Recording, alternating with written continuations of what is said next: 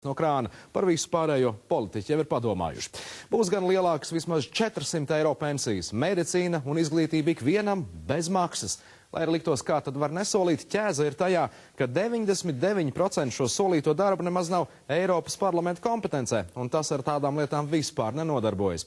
Gatis Suhaveckis skaidro, vai tā ir tāda apzināta vēlētāju muļķošana cerībā, ka viņi jau nesapratīs to, vai saprot pēc šīs stāsta atklāsim, vai arī politiķu nezināšana par to, ko dara tur, kur viņi grib nokļūt, un kā viņi paši skaidro to, kas sola neizpildāmo. Līdz Eiropas parlamenta vēlēšanām palikušas 5 nedēļas, jo tuvāk balsošanas diena, jo aktīvāk partijas pievēršas vēlētāju balsu copēšanai, un tas nozīmē, ka solījumu maisam gals ir vaļā. Savstarpējo konkurence vēl vairāk sāsina tas, ka Latvijai Briselē atvēlētas tikai 8 vietas. Par tām cīnās 170 kandidāti no 14 sarakstiem. Vēlēšanu programmas liecina, ka teju ikviena partija nolēmusi sacensties vairāk solīšanā, lai tikai vairotu savu atbalstītāju loku. Un tas novedis pie tā, ka daudzi kandidāti apņēmušies panākt to, kas nemaz neietilpst Eiroparlamenta deputātu pilnvarā. Vēlētāju apzināta maldināšana vai politiķu nezināšana. Virkne partiju sola Briselē izcīnīt to, kas patiesībā ir Saeimas kompetencē. Šajā ziņā partijas visvairāk grēko solot palielināt pensijas, atvēlēt vairāk naudas medicīnai un citus sociālos labumus. Taču šādus lēmumus pieņem tikai un vienīgi nacionālajie parlamenti. Eiropas parlamentam uzticēts lemt par Eiropas Savienības kopējo politiku. Turklāt tā rīcības spēja ir ierobežota, jo toni nosaka Eiropas komisija un dalību valstu līderi. Kompromisu ceļā Eiropas parlaments lemj par to, cik naudas atvēlēt dažādiem Eiropas Savienības fondiem, par vienoto tirgu, piemēram, regulējot patērētāju tiesības, par kopējo lauksaimniecības politiku un finanšu sistēmu, piemēram, banku vienotu uzraudzību un tam līdzīgi. Taču Eiroparlaments nevar ietekmēt jomas, kurās lēmumu pieņemšanas tiesības pieder tikai dalību valstīm. Valsts budžetu, ieskaitot pensiju un dažādu sociālo pabalstu apmēru, apstiprina nacionālie parlamenti. Arī veselības aprūpes organizēšana ir katras valsts ziņā, tāpat kā kultūra un izglītība. Tomēr tas nav liedzis partijām solīt Briselē panākt to, kas realitātē tiek lemts Rīgā. Tā piemēram Latvijas atzimšanas partija, aptverot visplašāko vēlētāju loku, sola palielināt bezmaksas izglītības iespējas un stipendijas studentiem, visiem pieejamu veselības aprūpi, jaunas poliklīnikas un slimnīcas, bet katru jauno ģimeni nodrošināt ar mājokli pēc pirmā bērna piedzimšanas. Partijas saraksta līderis Andris Rubīns to iecerējis panākt ar Briseles fondu miljoniem. To, kur nonāk fondu naudu, to jau atkal lemj valdība un Saeima. Nu jā, tad mums jau tagad ir Eiropa parlamentā vēlēšanas, Eiropa parlamenta vēlēšanas, un 4 mēnešus vēlāk būs Saeimas vēlēšanas. To jūs rakstat Eiropa parlamenta programmā? Tāpēc, ka to mēs arī rakstīsim Saeimas programmā. Bet šis ir Eiropa parlamenta vēlēšanas? Jā, es zinu, bet Eiropa parlaments var lemt visus jautājumus. Ievēlēšanas gadījumā viņš tāpat gatavs izcīnīt, ka pensija būs nemazāka par 400 eiro mēnesī. To viņš sola panākt, pārliecinot pārējos 750 eiro parlamentāriešus par nepieciešamību ieviest minimālās pensijas slieksni. Mēs panāksim, ka Eiropas parlaments pieņems minimālu pensiju visām valstīm, kas ir Eiropas Savienībā. Mēs esam 28 valsts Eiropas Savienībā. Jūs pats ticat tam, ko jūs stāstāt? Es ticu, ziniet. Es esmu izaudzinājis 5 bērns, visiem ir augstākā izglītība, es ticu viņiem, es esmu iestādījis vai ne 2 hektārus mežu vai ne 3000 kokus, es esmu lasījis lekcijas 30 pasaules valstīs, es ticu, es varu to panākt, un es zinu, ko es varu panākt, un es neļaušu, ka Latvijas tauta, mūsu cilvēki, kas mūs ir izaudzinājuši, ka mirs badu vecumdienās. Līdzīgs domu gājiens ir partijai Saskaņa. Arī tā sola panākt lielāku minimālo algu, pensijas un pabalstus, vairot veselības aprūpes pieejamību un kvalitāti, celt mājokļu politikas standārtus. Partijas saraksta līdera Borisa Cilēviča ieskatā tie ir izpildāmi solījumi.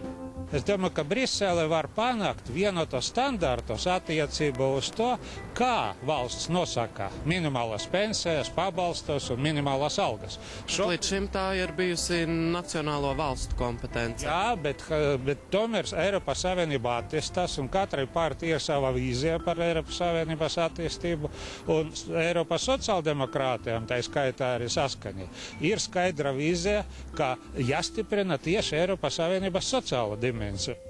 Solījumi, kuri ir neizpildāmi, jo nav Eiropas parlamenta deputātu varā, ierakstīti arī Zaļo un Zemnieku savienības programmā. Partija iestājas par sociālās hartas visu pantu ratificēšanu, kas ir Saeimas uzdevums, un sola lielāku finansējumu veselības aprūpei, kas arī nav Eiroparlamenta ziņā.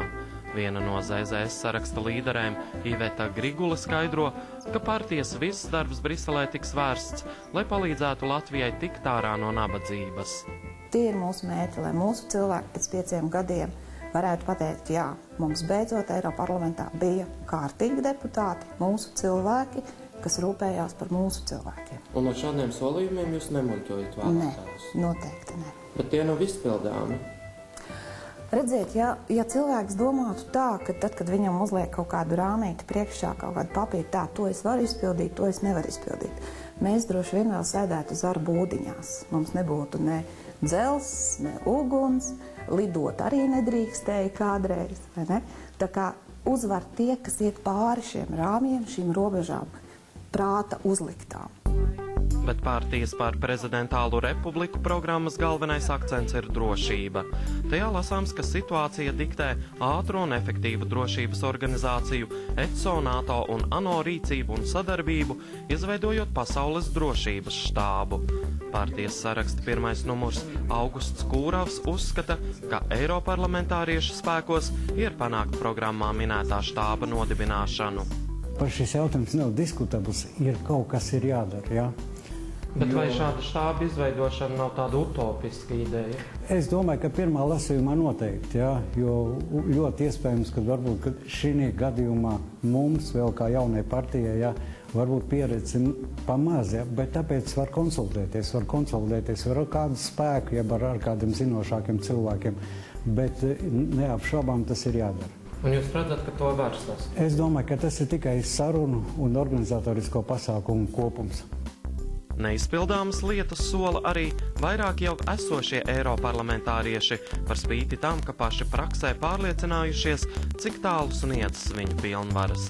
Tatjana Ždanokas Latvijas Krievu savienība uzstāja uz izglītību krievu valodā Latvijā, bet Alfrēda Rubika Socialistiskā partija sola Briselē īpašu vērību pievērst pensionāriem, invalīdiem un denacionalizēto namu īrniekiem, samazināt PVN pārtikai, medikamentiem un komunālajiem maksājumiem. Vēl vairāk šāda veida apņemšanos ir eiroparlamentārieša Aleksandra Mirska vadītajā partijā Alternatīva. Tā nekautrējas programmas pirmajā teikumā piesolīt lielākas pensijas. Partija tāpat sola apturēt jauniešu izbraukšanu, medicīnu ikvienam, lielākas algas medmāsām, krievu valodai otras oficiālās valodas statusu vietās ar lielu krievvalodīgo skaitu. Tie ir tikai daži no piemēriem. Kāpēc vēlētāji tiek maldināti, noskaidrot neizdevās, jo partija intervijai neatsaucās. Solot neizpildāmo, kāja paslīdējusi arī Vienotībai un Nacionālajai apvienībai. Tā sola Briselē rūpēties par latviešu valodas un kultūras kopšanu, nepieļaut rusifikācijas procesus, pārtraukt izsniegt uzturēšanās atļaujas pret ieguldījumiem nekustamajā īpašumā. Esot Eiroparlamentā, tā apsolījusi veicināt demogrāfiju. Vēlēšanu saraksta līderis Roberts Zīle neuzskata, kā ar šādu programmu muļķo savus vēlētājus. Šajā gadījumā mēs parādījām, ka mēs esam tā vienota komanda, kas strādā par šiem jautājumiem, kas bieži vien ir tāda šķirtne starp Eiropas kompetenci, tīri juridiski, bet ne politiski. Savukārt Vienotība, nokļūstot Briselē, gatava palīdzēt ģimenēm ar bērniem, mazināt bezdarbu, nabadzību un nevienlīdzību. Tāpat apņēmusies īstenot vēl vairākus uzdevumus, par ko teikšana patiesībā ir tikai Latvijas, nevis 751 eiroparlamentārietim, stiprināt latviešu valodu, kultūru un latvisko identitāti. vai tā nav vēlētāju muļķošana, jo ne jau jūs to Briselē panāksiet, tas ir Saeimā jāpanāk un valdībā? Redziet, ja Briselē kaut kas aiziet šķīvi un tiek pieņemts kaut kāds likuma projekts, kas uzliek neproporcionālu un neatbilstīgu pienākumu nacionālajai valstī, tad arī atcelt to var tikai Briselē. Protams, kā es teicu, pamatlietas ir jārisina šeit, šajos jautājumos, vai tā būtu kultūra, vai tā būtu sociālā joma. Taču Briselē tomēr tiek pieņemti lēmumi, kas ietekmē šīs jomas. Ja? Un viens no vienotības programmas tādiem pamatprincipiem ir vairāk Eiropas lielās lietās un mazāk Eiropas mazās lietās. Partiju programmas ir analizējusi politoloģe Iveta Kažoka. Kopumā partiju piedāvājumu viņa vērtē kā lozungu savirknējumu, kurā saskatāma arī vēlētāju maldināšana. Manuprāt, tas ir vienkārši nesagatavots mājas darbs lielākoties, un varbūt brīžiem tas atgādina tādu vairāk apzinātāku populismu ar domu, ka gan jau vēlētājs nesapratīs, ka, teiksim, denacionalizēto māju īrnieku problēmu risināšana vai, teiksim, lielākas pensijas nav kaut kas, ko var atrisināt Eiropas Savienībā, bet tas vēlētājs varbūt tieši šīs frāzes grib dzirdēt. Man gribētos ticēt, ka vēlētājs tomēr būs pietiekami izglītots, lai šīs manipulācijas atšķirtu. Ivetas Kažokas ieskatā arī Latvijas politiķi Eiropas parlamentā var kļūt ietekmīgi un panākt savu, bet viņu programmas politoloģijai liek šaubīties, vai tas izdosies. Dažām partijām tās programmas ir kvalitatīvākas, bet nevienai nav tāda, kas ļautu saprast, ka šī partija pirmkārt ļoti ciena savus vēlētājus, nejaucot līmeņus, kas ir izdarāms Latvijā, kas ir izdarāms Eiropas parlamentā, un kurai būtu tāda ļoti skaidra vīzija par to, kā Eiropas Savienībai turpmāk jāattīstās un kas gribētu ielikt kāju durvīs attiecībā uz pašiem svarīgākajiem Eiropas Savienības jautājumiem. Tagad viss ir vēlētāju ziņā. Viņiem 24. maijā ir jāizlemj, kurām politiskiem spēkam nākamos 5 gadus uzticēt sevi pārstāvēt Briselē. Gatis Suhoveckis, Uldis Veiss, Valdis Sauzāns, LNT. Bet kāda tad ir izpratne sabiedrībā par to, ko dara vai nedara Eiropas parlaments, to mēs skaidrojām Top 10 nedēļas aptaujā.